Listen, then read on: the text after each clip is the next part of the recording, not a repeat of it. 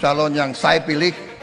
Saya katakan di sini ya, saya yang pilih, saya yang minta, saya yang memilih. Tidak ada itu dinasti-dinastian. Kalau dinasti merah putih, apa salahnya? Kalau dinasti patriotik, apa salahnya? Tim Prabowo Gibran, Koalisi Indonesia Maju mengatakan kita akan lanjutkan pembangunan yang sudah dilaksanakan oleh Presiden Jokowi. Kita tidak ragu-ragu mengatakan IKN akan kita lanjutkan. BPJS kita lanjutkan. Kartu Prakerja kita lanjutkan. Kartu Indonesia Pintar kita lanjutkan. Hilirisasi kita harus lanjutkan dan akan kita sempurnakan, akan kita tingkatkan, saudara-saudara, karena hilirisasi adalah masa depan bangsa Indonesia. Sebelum saya dipanggil Yang Maha Kuasa, saya ingin melihat bangsa Indonesia menjadi bangsa yang makmur. Saya tidak mau lihat ada kakek-kakek umur 70 tahun masih menarik becak untuk cari sesuap nasi. Saya ingin memberi yang terbaik untuk rakyat saya yang saya cintai.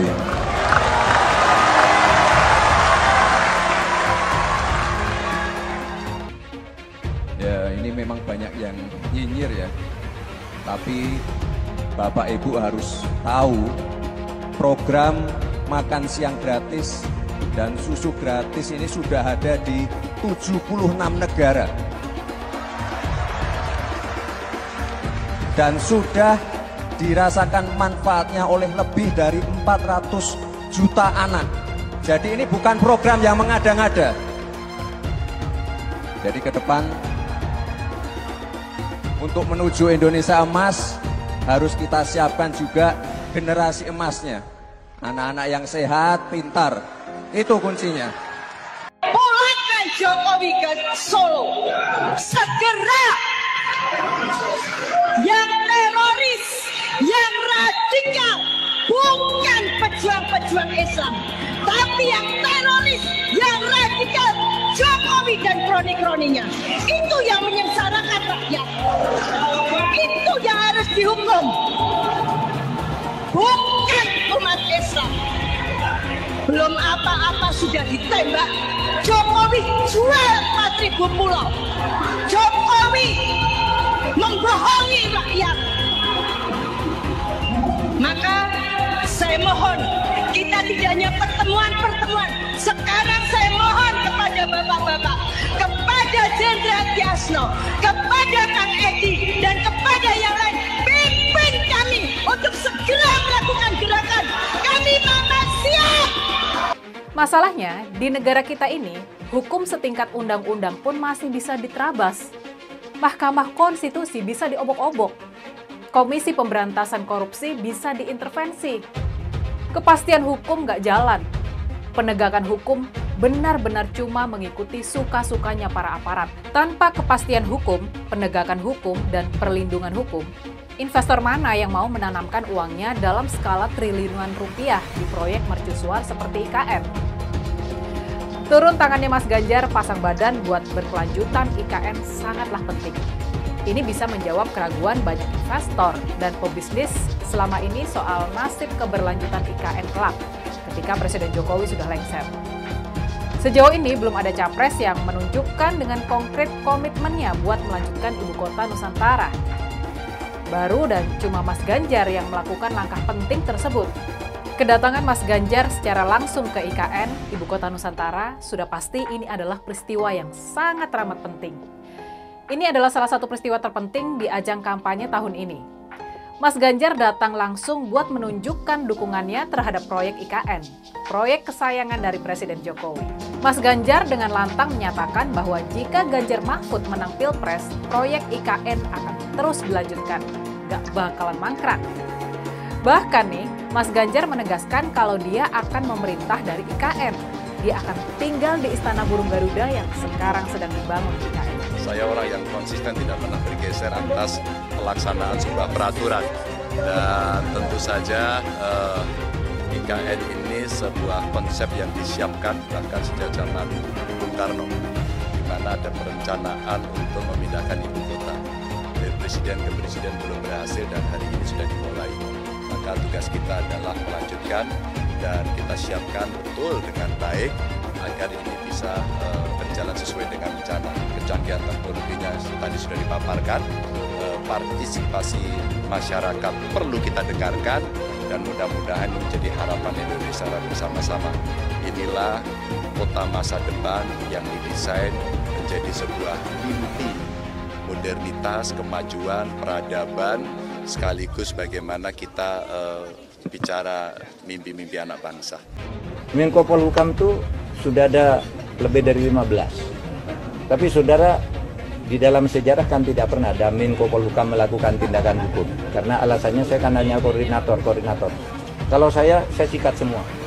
Koruptor, mafia, penjahat, narkoba, saya ikut turun tangan. Dan itu kalau saya ada di posisi baru yang lebih luas kewenangannya, itu nanti akan lebih banyak yang saya lakukan untuk itu. Buat kita saudara, dimanapun yang kita sayangi, ya pastikan 2024 pilih presiden tornado. Jangan lagi tornado punya presiden tornado. Yes. Itu pertama. Yang kedua, yang kedua, ingat, siapa yang mengutuk Israel, kutuklah dia. Siapa yang memberkati Israel, memberkatilah dia. Terberkati. Jangan sampai jadi terkutuknya yang terkutuk itu. Terkutuk ya. Yes. Terima kasih. Di Solo menang, kemudian ditarik ke Jakarta, gubernur sekali menang, kemudian 2 kali di pemilu presiden juga menang. Mohon maaf Pak Prabowo, kelihatannya setelah ini jatahnya Pak Prabowo. Kenapa kita membutuhkan pemimpin yang namanya Pak Prabowo Subianto dan Gibran Raka Buming Raka? Saudara-saudara semua, Indonesia adalah negara besar. Tidak bisa dipimpin oleh orang-orang yang baru berpikir mau coba-coba nanti akan. Pak Prabowo adalah figur yang sangat luar biasa syarat dengan pengalaman. Beliau adalah mantan jenderal, mantan komandan Kopassus, Pangkostrat, dan sekarang jadi Menhan yang disegani di dunia internasional. Mas Gibran adalah anak muda yang visioner, yang berangkat dari UMKM, yang sekarang menjadi wali kota sukses memimpin kota Solo. Ada yang mengatakan bahwa zaman sekarang seperti zaman Orde Baru karena mendegradasi demokrasi. Ada yang mengatakan juga baru berkuasa sudah sewenang-wenang kepada rakyat. Bapak Ibu semua, saya ingin menyampaikan kalau di zaman Orde Baru partai itu cuma 3, Golkar, PDIP, dan P3. Tidak ada partai lain. Dan menteri yang banyak dulu itu cuma partai Golkar. Tapi di zaman reformasi, sejak 2014 sampai dengan 2023 sekarang, menteri terbanyak itu adalah menteri dari partai pendukung pemerintah. Di antaranya adalah PDIP, Golkar, Nasdem, PKB, dan P3. Jadi sebenarnya siapa yang Orde Baru itu? Kalau ada capres-capres atau cawapres yang menyinggung kita, jangan kita tanggapi berserius terlalu. Kita happy aja, kita santai saja. Biasanya kalau yang sudah mau kalah itu panik dan bawaannya marah-marah saja. Itu biasanya marah-marah saja terus. Dan kalau yang menang itu biasanya senyum-senyum saja. Dan insya Allah saya yakinkan Prabowo Gibran insya Allah akan memenangkan pertarungan Pilpres pada 2024 tanggal 14 Februari. Setuju? Republik ini penuh dengan pengorbanan, tahu tidak? Mengapa sekarang kalian yang baru berkuasa itu mau bertindak seperti waktu zaman Orde Baru?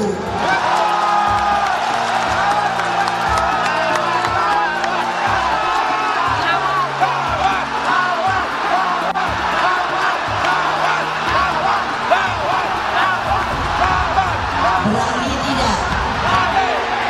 Berani tidak? Berani tidak? Merdeka! Merdeka! Merdeka! Menang kita! Ganjar Mahfud! Satu putaran! Takut apa tidak? Takut apa tidak? Takut apa tidak? Yes, begitu dong. Hai, mestinya ibu nggak boleh ngomong gitu, tapi ibu udah jengkel, tahu nggak?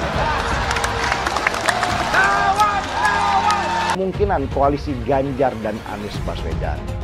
Apakah itu mungkin akan terjadi? Dukung Ganjar dan Anies tentu punya kecemasan bersama bahwa pemilu kali ini punya potensi kecurangan luar biasa dan potensi penggunaan alat kekuasaan.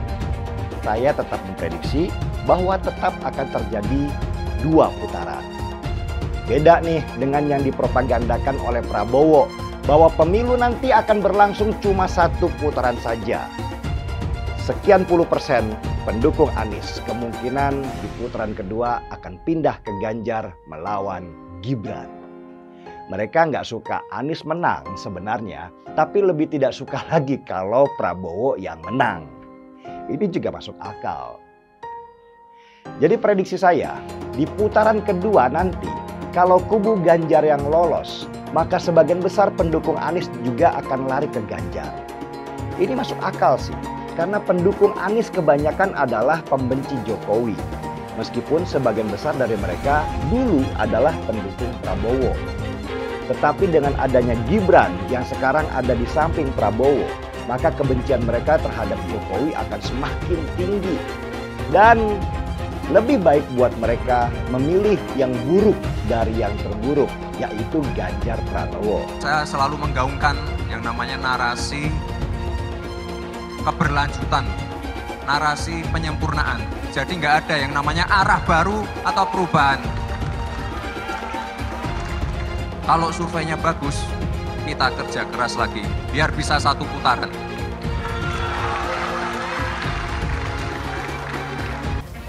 Nah, yang pasti kalau buat saya, dibandingkan misalnya Pak Gibran jadi maju, gitu Mas Gibran gitu ya. Ya saya pilih Ganjar sama Mahfud lah, karena lebih teruji kan. Anda jadi wali kota baru 2 tahun, 3 tahun kan belum teruji juga. Ini urus negara loh, mau jadi presiden loh. Kalau Anda belum lengkap, belum pernah di legislatif, belum nasional ya maksudnya DPR, kan DPR belum ngerti nih pemerintahan seperti apa. Anda belum pernah di eksekutif yang tingkat provinsi, Anda nggak ngerti jadi presiden nanti. Ini bukan soal belajar-belajar, coba-coba loh. Ini negara dipertaruhkan untuk 2045. Kita kan mau mencapai 100 tahun ini mau jadi apa? Kalau coba-coba, ini negara sebentar lagi 300 juta penduduk kita. Mana boleh kita kasih orang coba-coba. Saya tidak meremehkan anak muda ya. Anak muda bisa lebih kreatif gitu ya. Tapi bicara tata negara harus mengerti konstitusi. Anda bukan hanya untuk berani untuk maju. Kalau cuma berani maju, banyak bisa kita pilih orang berani maju. Tapi yang lengkap dengan track record ini kan butuh waktu pembuktian. Pasti. Pak Ganjar, Pak Mahfud yang lebih pengalaman. Saya tidak mau anak cucu saya harus nunggu sekian tahun lagi. Pengalaman Jakarta gitu kan, nunggu lagi mundur. Males sudah. Jadi kita nggak usah coba-coba deh. Udah jangan dengerin janji-janji manis orang. Buktikan aja selama ini bagaimana. Lebih setuju lagi apa yang disampaikan calon presiden Pak Ganjar Pranowo. Tadi saya bisik-bisik ke beliau, Pak, nanti habis dilantik besoknya langsung masuk ke kedaulatan pangan. Nggak usah lama-lama.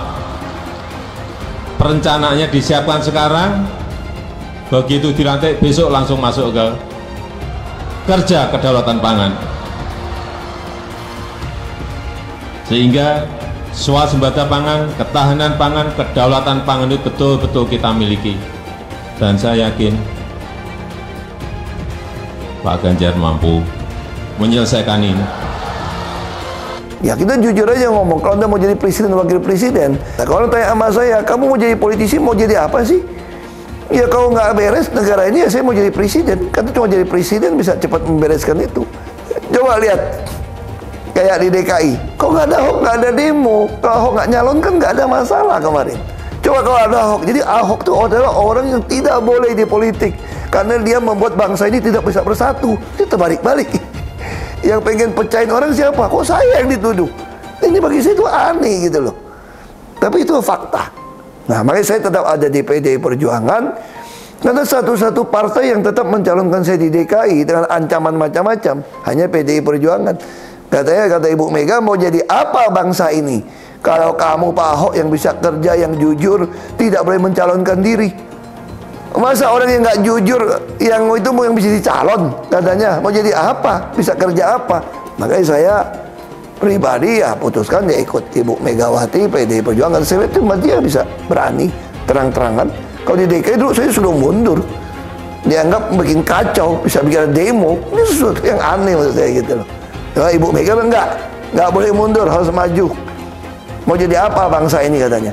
Kalau kamu ditekan untuk mundur, nah itu yang saya sampaikan. Saya mensyukuri kenapa kalah, kenapa ditahan. Saya bersyukur atas itu semua. Saya coba bayangkan ya, kalau seandainya waktu itu kita menang gitu ya, hari ini belum tentu kita bisa nikmati seperti ini. Kita bersyukur 5 tahun Tuhan izinkan kasih ke orang yang pintar ngomong untuk kerja. Coba kalau kita bayangkan gitu ya, kalau kemarin saya masih jadi gubernur, ini saya udah turun ini. Tapi yang pintar ngomong itu dikira orang hebat kan?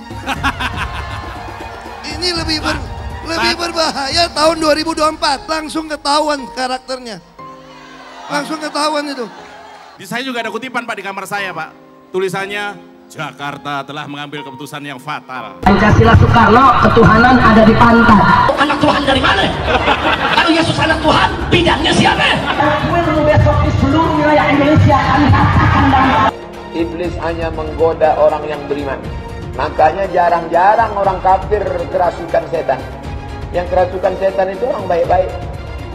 Jarang, saya belum pernah nengok Cina kerasukan setan. Pernah tak Ahok itu kerasukan setan? Enggak, setannya juga pernah. Karena sesama setan dilarang saling menggoda. Karena di salib itu ada jin kafir.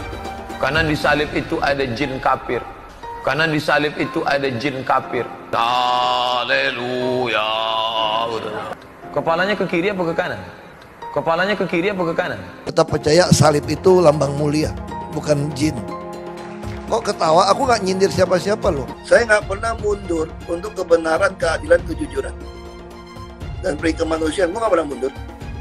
Dan gue nggak pernah takut juga sama lu. Siapapun yang rasis, gue akan hadapin. Gue bilang. Karena rasis itu tidak berperi kemanusiaan. Sama saya ditanya dulu kan, kamu nyesel nggak statement kamu di Pulau Seribu sehingga masih masuk penjara? Tidak pernah nyesel. Karena saya mengatakan kebenaran. Anies merupakan antitesis daripada Pak Jokowi. Antitesis artinya bertolak belakang dengan Jokowi. Anies sudah menyatakan tidak akan melanjutkan semua program dari Pak Jokowi. Jadi semua pembangunan yang dilakukan oleh Pak Jokowi akan dihentikan oleh Anies jika Anies menjadi presiden. Lagi pula Anies didukung oleh khilafah dan pendukung Anies adalah ormas seperti FPI dan HTI. Apa kita mau FPI dan HTI kembali di Indonesia jika Anies memimpin? Anies juga dikenal sebagai bapak politik identitas yang menghalalkan segala cara untuk menggapai kekuasaannya, termasuk menggunakan politik identitas berbasis agama. Lihatlah di kasus Ahok waktu itu. Kita sudah bisa melihat hasil kerja Anies selama 5 tahun di Jakarta. Tidak ada satupun janji yang dipenuhi dan tidak ada kinerja yang bisa dibanggakan. Dari DP 0%, OKOC, kelebihan bayar, Formula E, banjir, sumur resapan, jalan rusak, dan gonta-ganti nama jalan. Lihatlah rekam jejak Anies selama 5 tahun. Bayangkan Indonesia ke depan jika dipimpin oleh Anies. Dan bayangkan jika Anies menang. HTI dan FPI, Ormas Khilafah yang dibubarkan itu akan dikembalikan oleh Anies. Apakah kita mau Pancasila diganti jadi khilafah? Perkataan Ahok sudah terbukti dan Jakarta sudah menjadi korban. Jangan biarkan Indonesia menjadi korban kibulan Anies Baswedan. Umat minoritas, terutama kaum Tionghoa, tidak akan memilih Anies Baswedan. Kemarin saya baru saja mengikuti kegiatan salah satu calon presiden kita. Nah, siapakah dia? Ya siapa lagi kalau bukan Bapak Ganjar Pranowo. Ya, kemarin saya berkesempatan untuk menemani beliau ke Balikpapan. Di sana, saya dan beberapa teman-teman lainnya sempat berkunjung ke Ibu Kota Nusantara atau IKN. Nah, menurut saya ya, apa yang disampaikan oleh Pak Ganjar ini sekaligus membantah isu yang beredar sebelumnya. Jadi sempat dikatakan bahwa apabila nanti Pak Ganjar menjadi presiden, maka IKN itu tidak akan dilanjutkan. Lah ini apa-apaan coba? Kok bisa-bisanya ada isu yang berkembang seperti itu coba? Nah, pernyataan itu sudah sangat-sangat jelas dan sering kita dengarkan. Jadi ya, kalau sekarang masih ada pihak-pihak yang menyatakan bahwa IKN itu tidak akan dilanjutkan oleh Pak Ganjar dan Profesor Mahfud MD, maka saya pun ingin bertanya, apa jangan-jangan ya yang memfitnah itu kebanyakan konsumsi asam sulfat? Ya siapa tahu kan, bener gak? Padahal ya sejak awal Pak Ganjar dan Profesor Mahfud MD ini kan sudah sangat jelas menyampaikan bahwa mereka tetap akan melanjutkan proyek pembangunan IKN. Bahkan bukan hanya dilanjutkan, namun juga akan dipercepat pembangunannya. Ya, ada banyak sekali pengalaman menarik yang ingin saya sampaikan saat bersama Pak Ganjar di Balikpapan. Jadi ya, kemarin itu Pak Ganjar sudah menyatakan dengan sangat-sangat tegas bahwa mengenai IKN, beliau sudah berkomitmen akan melanjutkan proses pembangunannya. Bahkan beliau bukan hanya akan melanjutkan proses pembangunan IKN, namun beliau juga akan mempercepat proses pembangunannya. Jadi ada akselerasi yang akan dilakukan oleh Pak Ganjar Pranowo dan Profesor Mahfud MD apabila nanti mereka terpilih sebagai presiden dan wakil presiden. Nah, tapi ya ngomong-ngomong soal asam sulfat ini ya, saya jadi teringat dengan statement Gibran.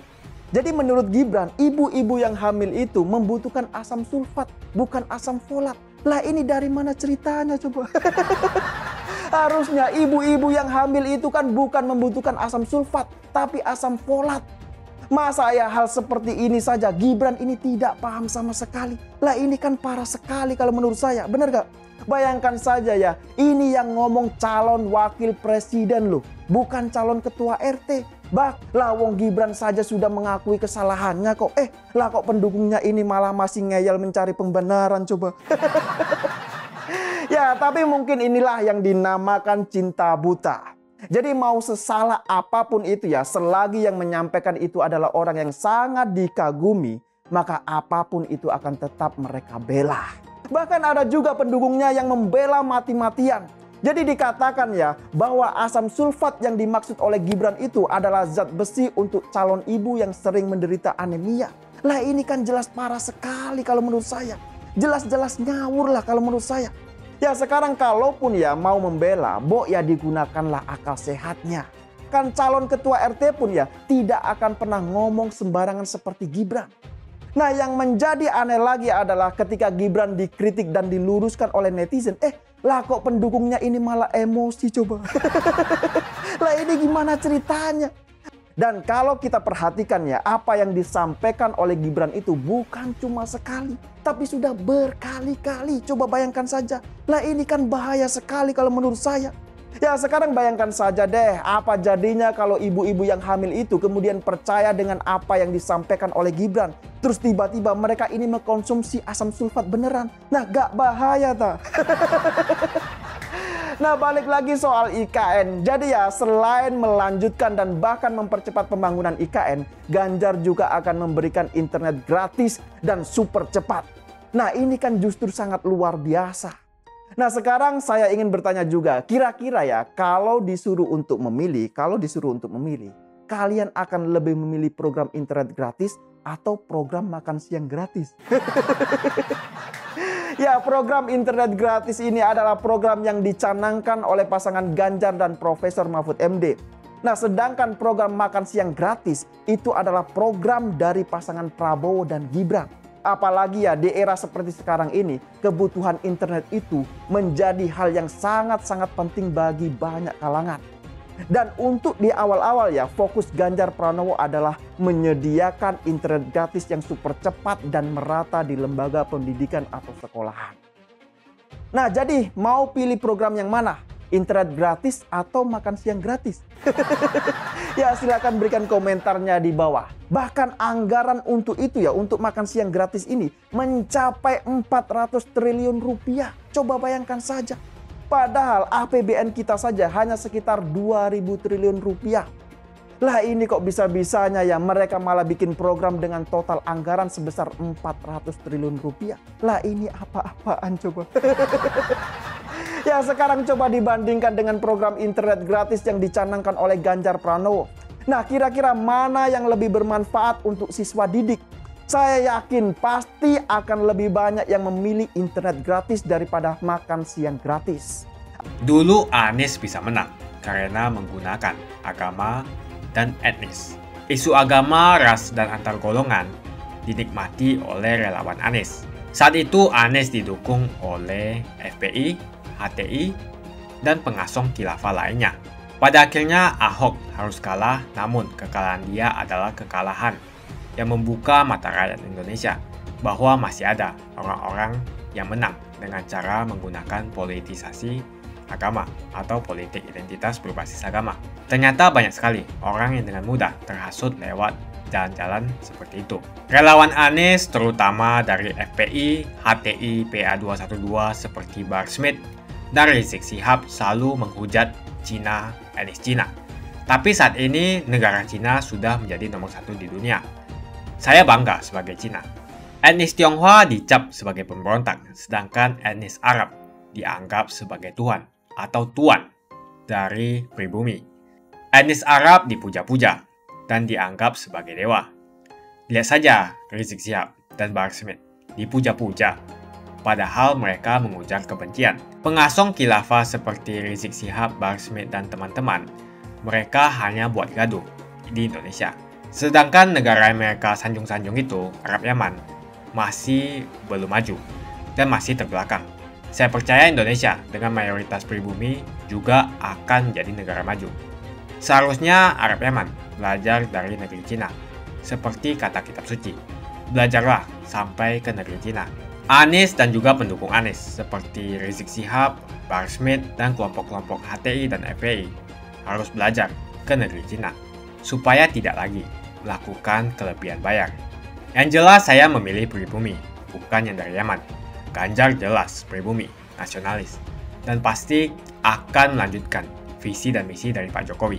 Suara Ahok merepresentasi warga minoritas, dan etnis Tionghoa mendukung Ganjar Pranowo. Ahok pasti akan mendukung Ganjar, karena Ahok anti radikalisme.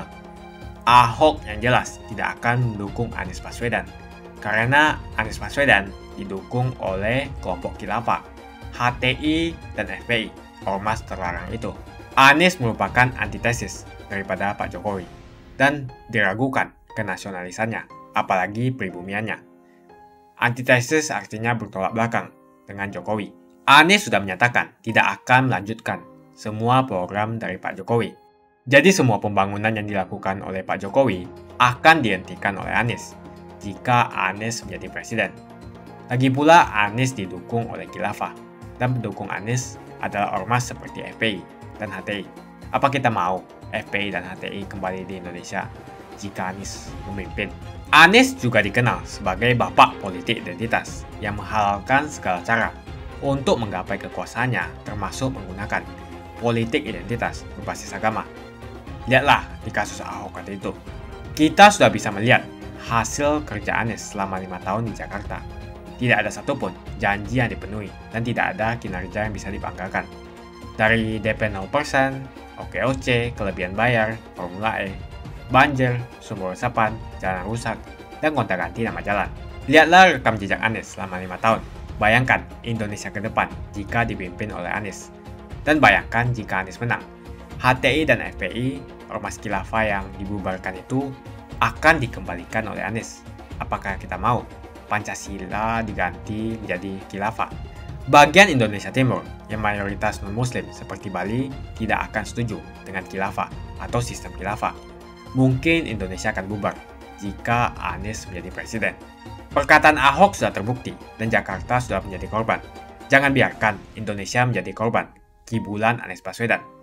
Umat minoritas, terutama kaum Tionghoa, tidak akan memilih Anies Baswedan. Saya yakin karma Ahok mengejar Anies Baswedan. Dulu Anies memainkan politik identitas kepada Ahok. Sekarang Anies dipertanyakan kepribumiannya karena dia teriaman. Itu saja opini saya hari ini. Tuliskan opini kalian tentang Anies Baswedan. Jika kalian setuju dengan pendapat saya di video ini, pastikan kalian menekan like di video ini. Dan bagikan video ini ke teman dan family Anda supaya mereka semua mengetahui tentang informasi ini.